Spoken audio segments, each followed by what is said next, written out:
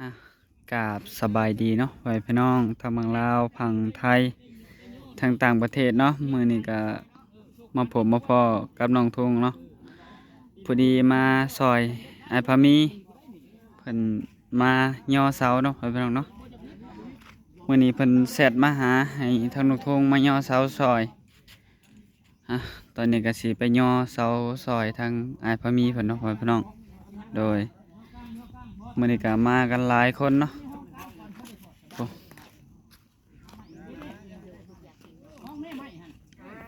ทางไอ้ทงเพิ่นก็ไปย่อเสาแล้วบัดนี้ทางน้องสาวก็มาจับคลิปให้ไอ้ทงสบายดีเด้อแม่ FC เบิ่งสุขสุขคน ขายเสร็จแล้วกำพะหมเห็นว่ามือได้เรากำพะหม ได้ข่าวล้านหมื่นโฮมจะยี่บอนนี่ได้ผัวมีผู้ดีผู้งามมานอนเลี้ยงผัก กีคือบ อนนี่ที่ได้ลูกจ้างมาแต่งพาแรงพาง่ายบอนนี่ที่ได้ลูกสาวลูกชายมาคว่ำพูดเพื่อนหลังนี้บอนนี่ที่ได้30โพเมืองเงินเต้า90โพเมืองมาโฮมเงินในน้องทองไหลมาเงินกี่คือมีเต็มกระพ้าเงินบาทดอลลาร์เต็มกระปุ่มมีแต่ปุ่มจุ่มเด่นฮอดนี่เลยเป็นฮอดบ่อนเจ้าพญามหาเศรษฐีเงินก้ำกระปุ่มได้ฮอดบนปุ่มกินเย็นได้เอาอยู่บ่เย็นแล้วเงินมาให้อยู่เนาะแม่นแล้วมาไว้ไว้เขาวางนั่นเลยให้มันมาอยู่นี่มุมมามีหน้าถูอันนี้เด้อนอกไปเลยนะผมว่า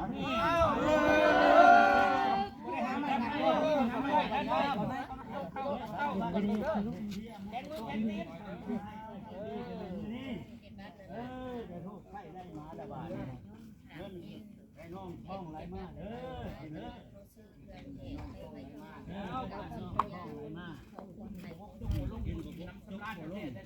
เต็มตึ๊บอ่ะพอฉีดน้ำหอม ทางไอแรมแล้วก็มา สวัสดี เอาบอกเขาเราบ่ได้ไปเรียกว่ามัน ไปเหล็กเรามาตอนเช้าคุณเบลเขากินมาสุกสั่งของกินอยู่ห้าง อ สั่งรับซีน เฮ็ดเวียกกลางคืนบ่ แม่คิดนี่ไปกลางคืนแจ้งเลยมาพอดีเราไม่แหวนเลย เออ นี่ว่า เอาสบายดีเด้อเที่ยวโอ้ทางนี้ก็เอาสบายดีเบัดทุกคนนั่นแหละโอ้ทางน้องแหล่เพิ่นเดี๋ยวนี้บ่ค่อยเห็นหน้าเพิ่นเนาะบ่ค่อยได้แวะเดี๋ยวนี้เนาะ ยังบอกมาแหวนเนาะหูมาอยู่คู่มือเงินมาแถวคำเนาะเลย บอกว่าเพิ่นบ่ได้แวะเฮือนเฮาอะนะเดี๋ยวนี้หา ให้น้องลิ้นเขาเมื่อประเด็นนี้ มีแต่ลิ้นนั่นแหละเฮาเอาเพิ่นไปอยู่เฮือนนั่น ยืน แม่ เครื่องน้องเพิ่น ผมขอไปยินไปจะผมตบใจให้เฮาจริงได้เนาะผม เออมาพูดน้ำ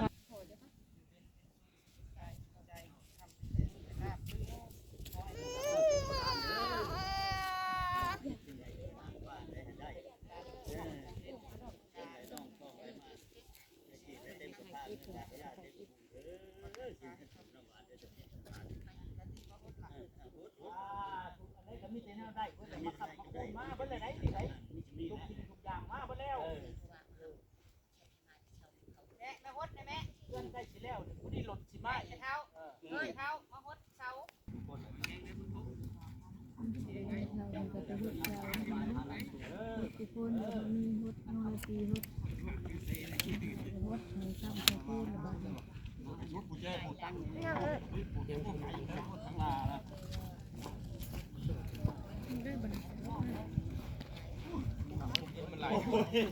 ปล่อยว่าเบา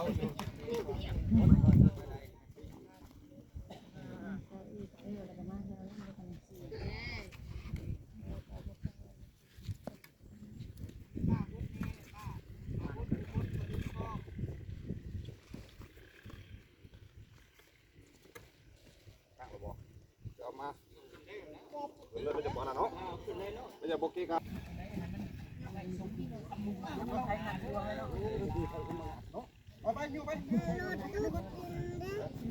ผมมีแนวคำคืออยู่ได้มันจะเป็นยังมันเป็นแบบนี้ตีนอยากเห็นรถตุ๊ดดินมาหรออยากเห็นรถตุ๊ดดินก็มาแล่นไปเบิ้งเลยรถตุ๊ดดินเด้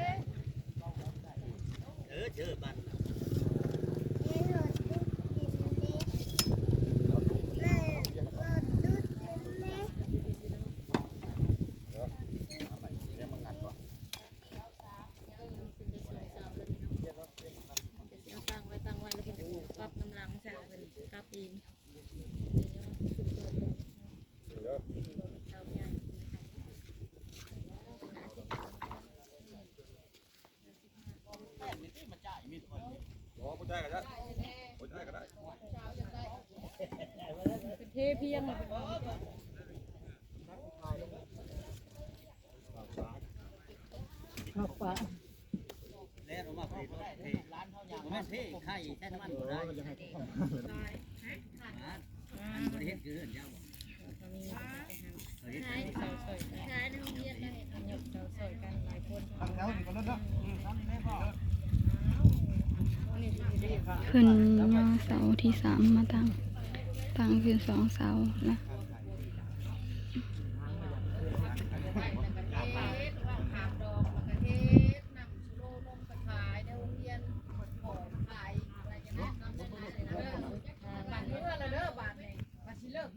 ทางไปคือประเพณีประจำปีเนาะของเทศบาล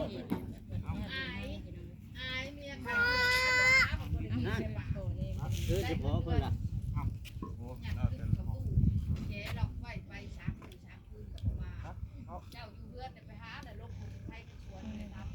ย่อเสาเป็นย่อเสาบนนี้ เก่งคือใช่หรือเปล่า หลายแล้วแต่ก็แบ่ง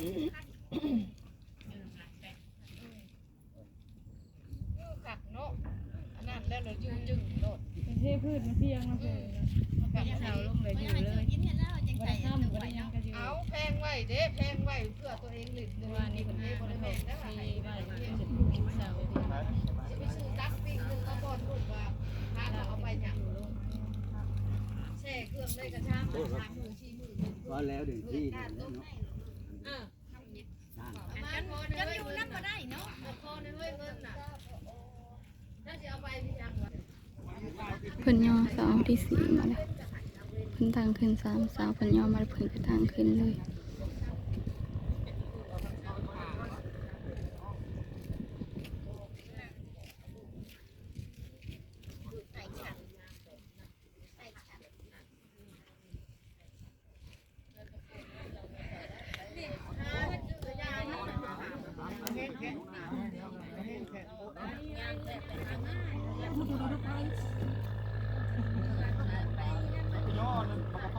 เพิ่นตั้งขึ้น4 เสาแล้วเพิ่นกำลังไปย่อเอาอีก บ่เล่าเองนั่นอันไหนนะเจ๊อันนั้นมันจะอยู่เพื่อนอยู่แล้วโบอยากอยู่แล้วก็อยู่ของมึงหน้ากับแขกไอ้นี่จะเขกเด้อของมึงเด้อตัวนั้นเด้ออยากกินแบบนี้เขาบอกไปหมดเขาไปมันยังเบาไข่เบี้ยไข่แก้วมัน เพิ่นตั้งเสาที่5บัดนี้ แก้วมันเบาเว้นบาดนี้ก็ลูกชายเพิ่นมาอยู่นับแล้วก็เพิ่นมาอยู่ปั๊บได้แล้วไปแล้วมาอยู่แม่ว่าตอนอาทิตย์มาสู่โอ้ยอย่ามาเว้าไปว่ามันชายเกินไปแล้วอย่ามาเว้าเดี๋ยวนี้เป็นก่อนขั้นจริงถูกมากกว่าเอา เพิ่นย่อเสาที่5ขึ้น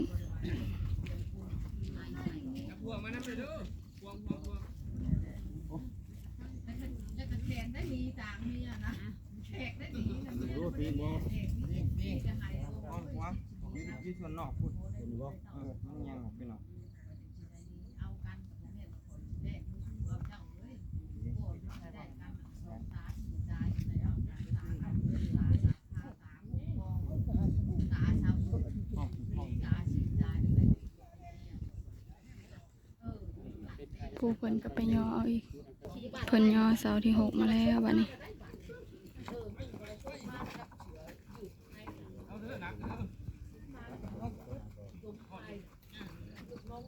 มันเป็นโมควายน้ำแค่ไก่เฮือนนะมันเป็นโรคน้ำท่าบ้าน ใช้ห่วงเอามั้ย มันกลัวโต๊ะกว่าเชียงพวกหลักมาเยืองไปขายมาเบิ่งมีแต่แขกเต็มหมดเลยนี่มีแต่ตรงไฟนะลมอันนั้นบ่ล่มกันนั้นคำอยากเห็นได้ไฟนะตามหาเยอะ ไปไว้นี่แหละ เพิ่นย่อเสาที่7มาแล้ว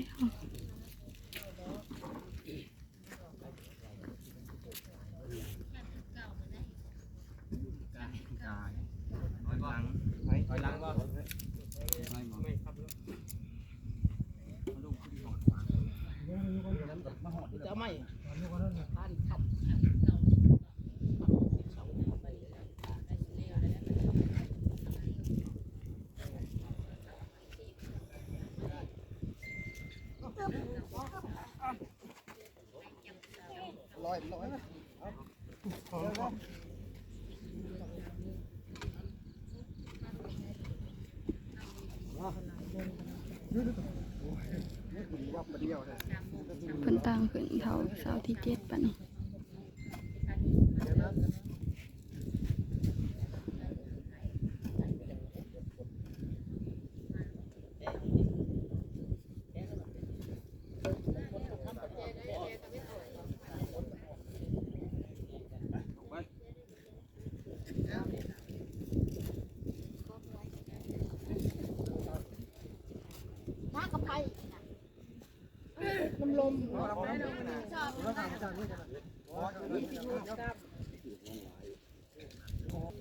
ทางทงเพิ่นกับไปย่อเสาที่8มาแล้วไปย่อซอยกันหลายๆคน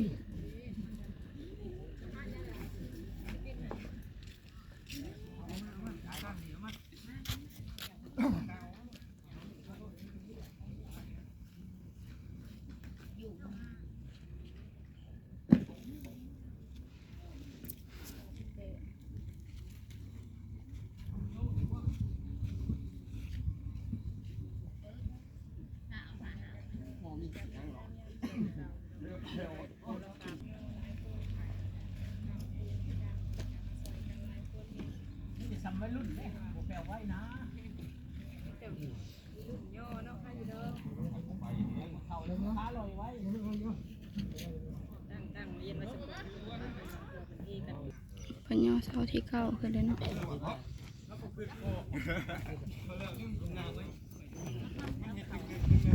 เพิ่นก็ย่อมาอีกพุ่นย่อเสาที่10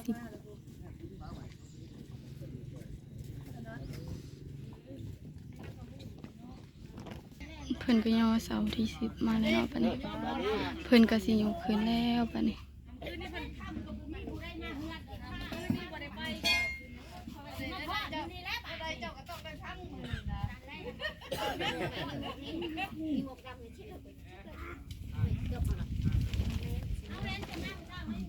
อ่อนแท้เสาน่ะอ่อนได้แข็งแห้งแข็งแห้ง เพิ่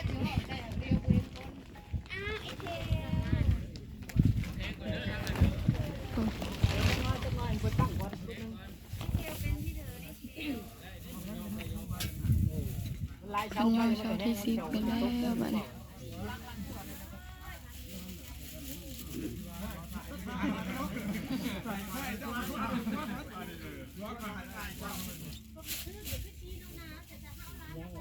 ป้าก็อยากน้ำตัวให้ป้ากินให้ได้พ่อมีบ่ลูกเถาแก้วก็อยากน้ำได้เถาแก้วกันแก้วไว้ป้ายังนี่กับป้ายังสุดเจ้าพากันเห็ดตูกมันน่ะตูกตัวนี้ก็ได้น้ำให้ในแก้วไหมแก้วไว้ร้านพอไม้อยู่บนเรือนเมืองเขาว่าในโคกในห้างเอาแก้ให้เด้อลูกเด้อ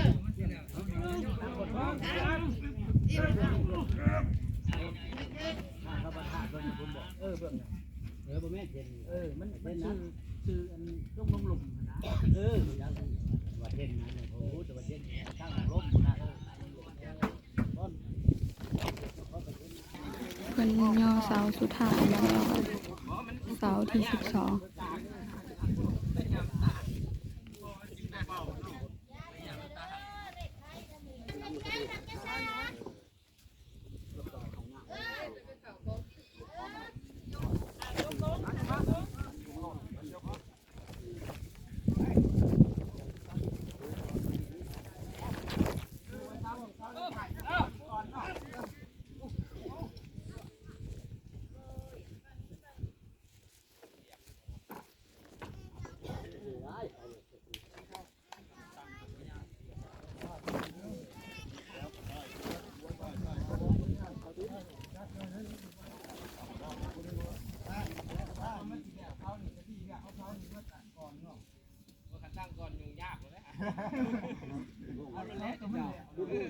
เขาเนาะทางเขาได้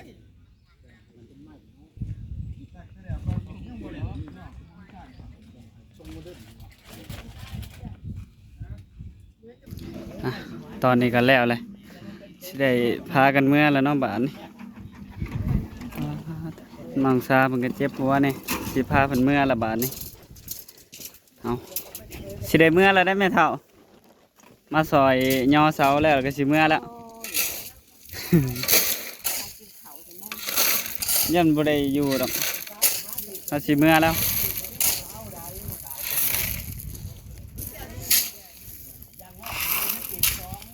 อ่ะโอเคเนาะทางน้องสาวเพิ่นเจ็บหัว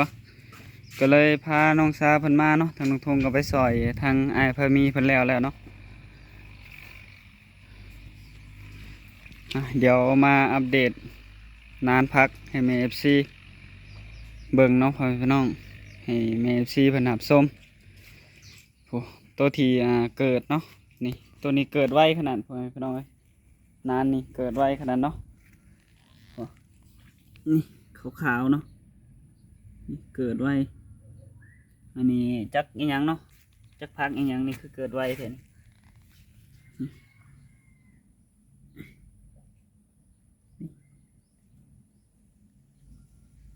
กำลังออกเนาะพ่อพี่น้องนี่ซูมเข้าใกล้ๆนี่กำลังเกิดเลยผักบงยังบ่เกิดมีแต่พักอันนี้นะเกิดนี่เป็นนั่นได้คือเจ็บหัวแต่ว่าย่อเสาแล้วจากได้มาเนาะพ่อพี่น้องทางลุงชาเป็นเจ็บหัวก็เลยมา ถ่ายคลิปบางอันก็บ่ได้ถ่ายบางอันก็ได้ ทางลุงชาเพิ่นบาดถ่ายบาดบ่ถ่ายเนาะเพิ่นเจ็บหัวตอนที่น้องทงย่อเสาก็ได้ อากาศมันเปลี่ยนไปเป็นไข้เป็นหวัดเป็นเบิดเบิด อันนี้มันอันนี้ก็เกิดแล้วเนาะพี่น้องเนาะ เรียนเกิดอีกแล้ว พักกำลังเกิด แล้วอีก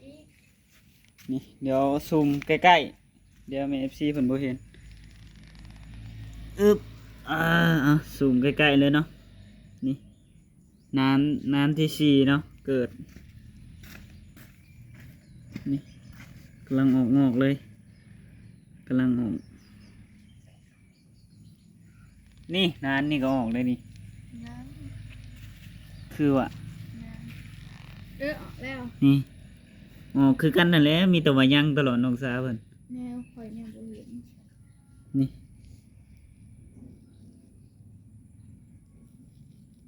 ข้าวแม่เพิ่นจะให้ไปทมทาน ทางแม่เพิ่นก็เราให้ไปถมทานซอยเนาะแต่ว่าน้องทุ่งยังบ่ได้ไปซ้ำนี่นะบ่แม่นแล้วแล้วบ่ ทมคนเดียวบ่ได้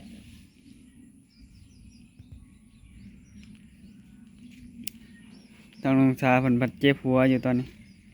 ไปก็ได้อยู่บ่ได้ แม่เฮายังถมบ่แล้วง่ายดอกเฮาก็บ่ได้จังไปก็ได้ให้เศร้าเจ็บหัวก่อนจังไปโอ้ตอนนี้ก็ยังบ่ได้ทางเนาะป่าแจนี่ทางน้องทุ่งก็